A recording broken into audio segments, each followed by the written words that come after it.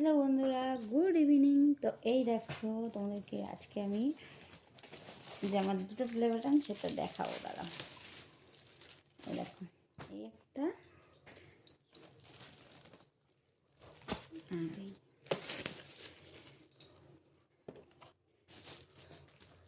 এই দেখো, এই একটা, এই দেখো, একটাতে পতাকার ছবি দিয়েছি আর একটাতে পতাকার ছবি দেওয়া নেই। তো এই দেখো, এটা হচ্ছে পিঙ্কিস ব্লগ।